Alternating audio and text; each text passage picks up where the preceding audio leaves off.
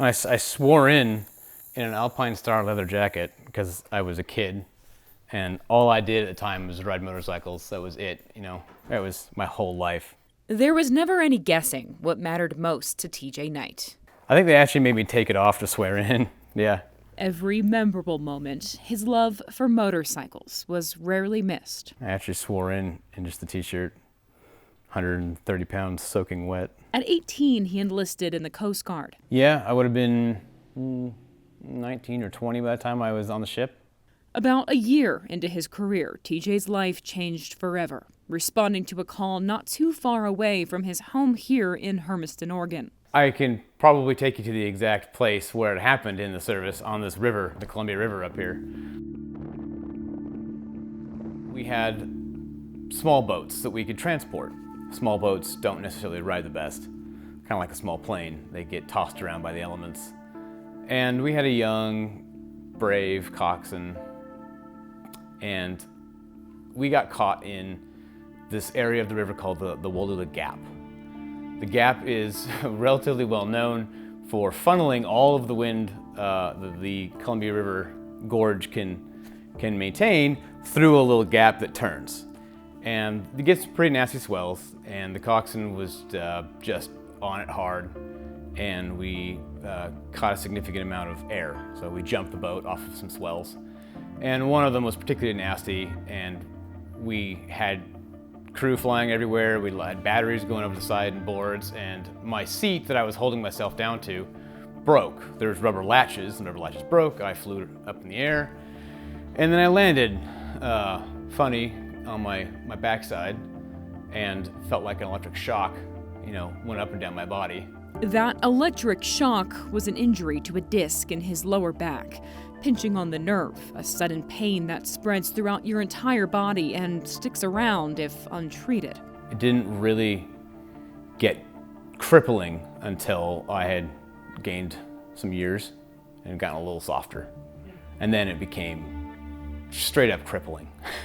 TJ spent the next 20 years in pain, adapting everything around him to make his life more manageable, from his commute to work. Eventually I went and bought a fancy truck with fancy seats and just to get through. To mowing the lawn. I spent a lot of money on this thing for a floating seat just so that I could mow the lawns without being a cripple. And of course, riding bikes. I bought this stupid thing because I could sit in it. Purchasing this high suspension side-by-side just to get out there. And that has a comfort mode. You spend $35,000 on an off-road toy with it so it can be comfortable, I suppose. But that's where I was at in life, is if I wanted to do anything, I had to accommodate my spine.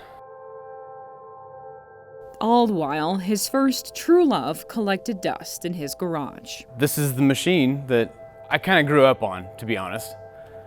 And without the surgery, it would still be...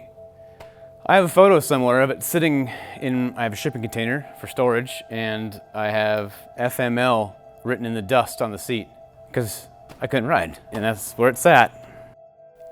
It was really hard because it was, such a huge part of my life. I grew up on a dirt bike. My friends all rode. My mentor at the time rode. Before my dad died, he was getting into motorcycles because he wanted to ride with me. When I got my partner into riding, and then I was just basically out. And beyond that, it was destroying my life. I was a complete monster. I was angry. That was extraordinarily hard to watch, even as a friend, let alone as a partner. Like it's crushing to see somebody that one of his best qualities for you is this liveliness that he has, have it crushed out of him by what was obviously, after it happened enough times, was obviously some kind of chronic injury that needed to be dealt with. And you see it take its effect on his personality, you see him start to become bitter, you see the pain take over, and the pain, that aspect of the pain taking over is one of the things that prevented him from seeking treatment for so long, from acknowledging like this is a problem. My partner is a trained scientist, went to a fancy private college with a biology degree, and he's very good at researching. My other half found Dr. Sielatycki.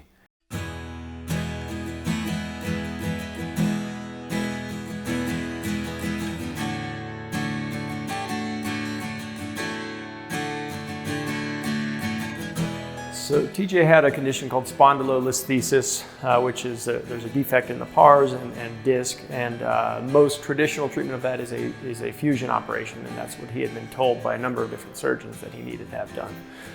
Being young and active, he wanted to avoid fusion, and so he sought our care here in Steamboat, and I was able to do a motion-sparing reconstruction operation on him that did not fuse his back and give him the relief that he was hoping for. It was a promising surgery.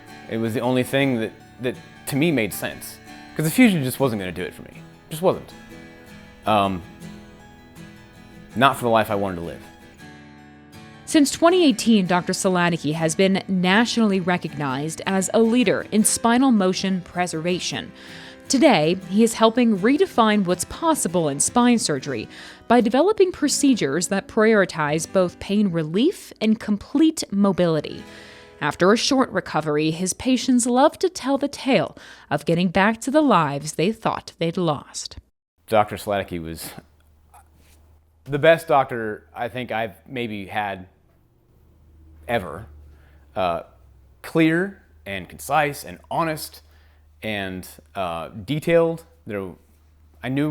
I understood what was going to happen. TJ's surgery went very well. He had very healthy tissues. Everything went great. No real hiccups with his operation. Everything was smooth and as planned.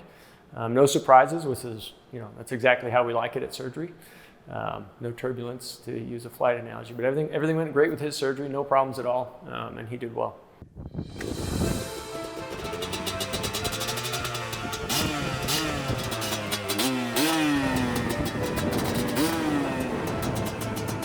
And 8 months later, TJ Knight was back out there.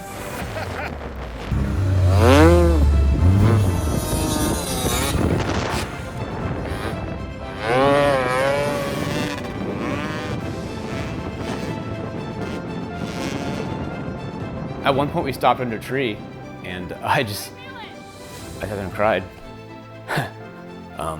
Because I didn't think I was going to be able to do that ever again. So that was probably the moment where it sank in that this was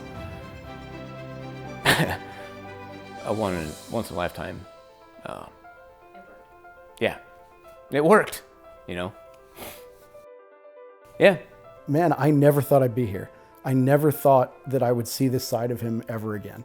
I spent so many years trying to inure myself to what seemed like the inevitable realization that he was gone, that he had returned to the shell of himself for good. I'm not a particularly spiritual person, but if there's any such thing as a miracle, that's it, I got really lucky there as much as he did. My 10-year-long relationship was saved.